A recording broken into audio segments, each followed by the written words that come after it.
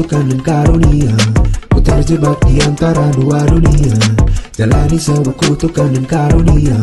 Ku terjebak di antara dua dunia.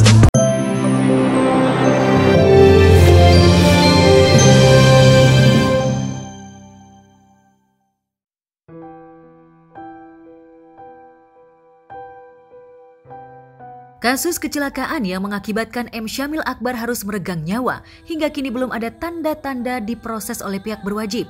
Kejadian pada tanggal 12 Maret 2023 lalu di Simpang Lampu Merah Ragunan, Jakarta Selatan membuat Nur Hayati harus kehilangan anaknya.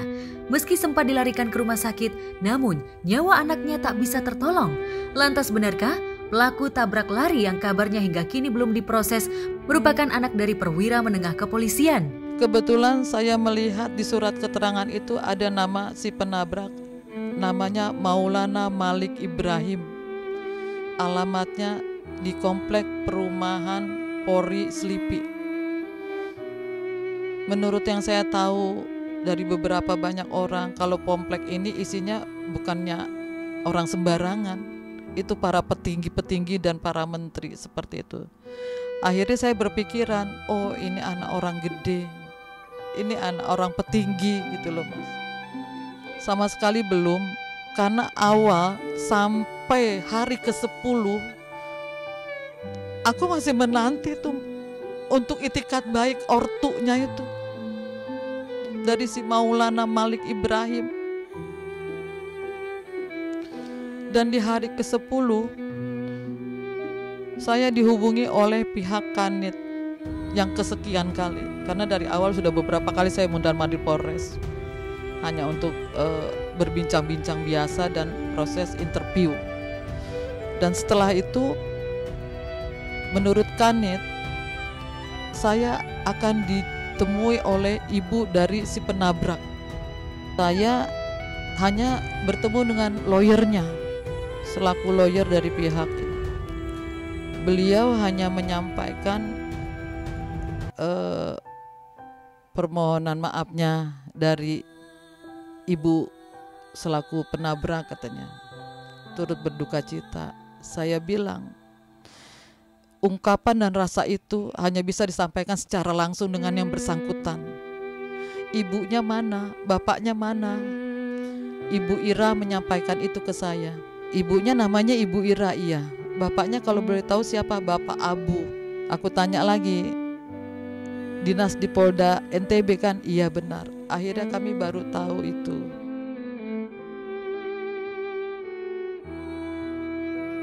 Hampir 1 bulan, kasus tabrak lari Syamil Akbar tak ada kejelasan. Tak sampai di situ, pihak keluarga pelaku pun kabarnya hingga saat ini belum juga menemui keluarga untuk meminta maaf ataupun mengucap bela sungkawa. Meski sebagai orang kecil, namun Nur Hayati hakul yakin jika kasus tabrak lari anaknya ini bisa diproses ke jalur hukum. Sampai detik ini Pak, harapan saya cuma satu Pak, adalah rasa empati dia terhadap kami Pak. Kami korban meninggal, anak kami Pak ditabrak. Sampaikan permohonan maaf dan rasa bela sungkawa yang mendalam buat kami. Sama sekali itu tidak dilakukan. Menurut informasi terakhir aku udah ada SP2 aku nggak ngerti. Aku nggak ngerti kayak gitu.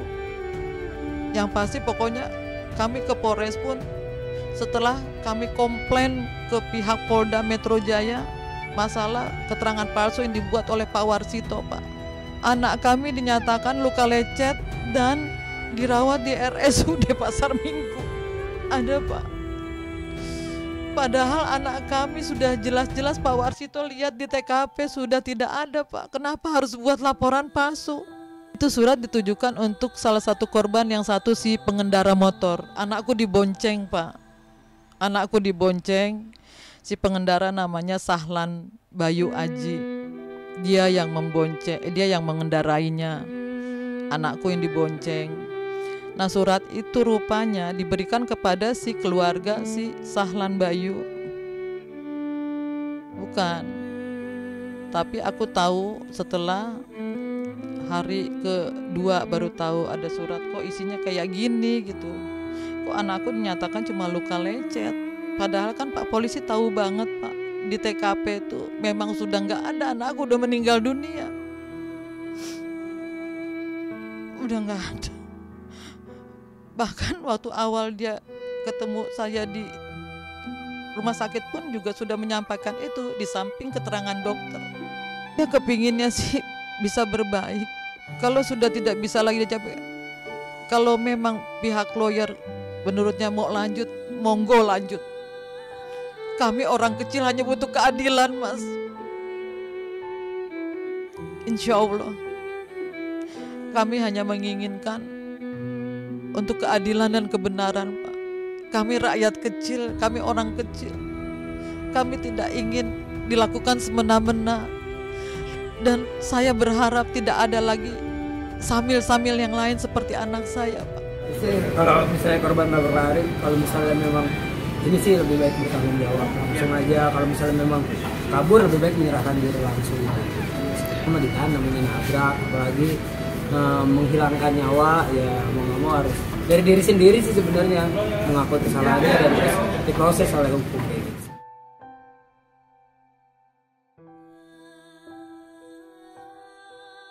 Kematian Syamil tentu saja membuat luka bagi keluarga, apalagi almarhum dinilai memiliki perangai yang baik dan bertanggung jawab terhadap keluarga. Apalagi sebelum menghembuskan nafas terakhir, ia telah menyiapkan usaha untuk ibu dan kakaknya. Sosok almarhum itulah Muhammad Syamil, adekku, termasuk sosok yang benar-benar pejuang banget. Dia sangat menyayangi ibu, bapaknya, serta kakak adiknya. Dia sampai pas sebelum terakhir dia menghembuskan nafas itu, yang sebelum terjadi kecelakaan, dia sudah membuat online clothing itu untuk membiayai adiknya sekolah lebih lanjut. Cita-cita dari almarhum ada, dia ingin membuatkan mamanya suatu usaha yang besar. Dia kan sekarang ini baru lagi merintis bisnis clothing line seperti itu. Dan akhirnya nggak kesampaian sampai detik ini. Baju-bajunya masih ada di kamarnya, baju jualannya.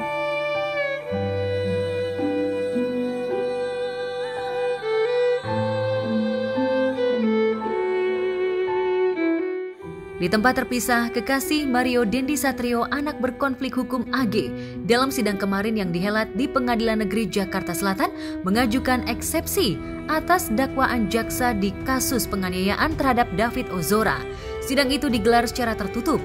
Lantas bagaimana tanggapan pihak David setelah mendengar eksepsi yang dilayangkan kubu anak AG? Terkait eksepsi dari kuasa hukum anak berkonflik hukum AG. Kalau berdasarkan pasal 156 KUHP ya, eksepsi itu tentu membantah semua dakwaan yang disampaikan oleh jaksa penuntut umum. Detailnya mungkin bisa nanti dikonfirmasi ke pengacaranya, kuasa hukumnya anak AG. Tetapi intinya pada hari ini kami meyakini nanti majelis hakim yang memeriksa dan mengadili perkara ini akan menolak terkait dengan eksepsi yang diajukan oleh kuasa hukum pelaku anak ini.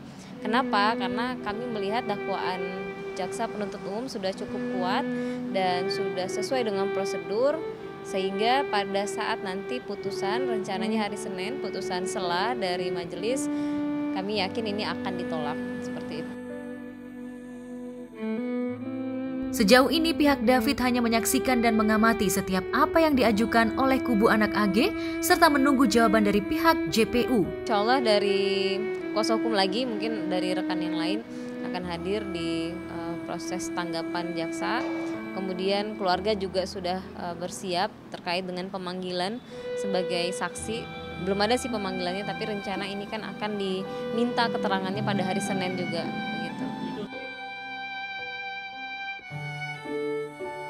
Bisa dibilang sidang kasus dugaan penganiayaan terhadap David oleh anak AG ini terbilang cukup cepat.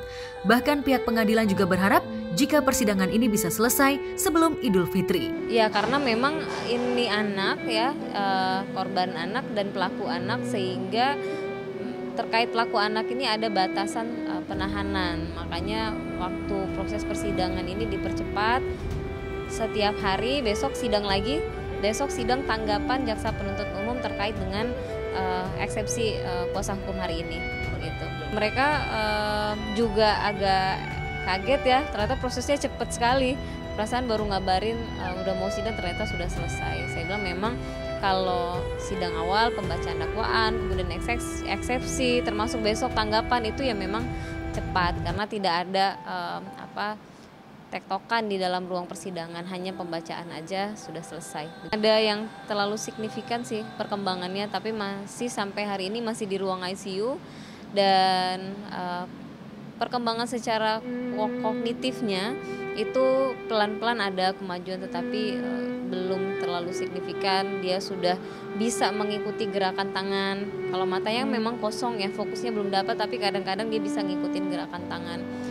Saya melihat kondisi David itu memang terlihat sekali ada penurunan kualitas ya, karena cedera otak parahnya tadi. Dokter sampaikan observasi terkait stem cell sudah clear, sehingga akan dilakukan nanti pada hari Minggu ini. Gitu. Mohon doanya, mudah-mudahan ini sangat berdampak pada progres perkembangan kesadaran kognitifnya David.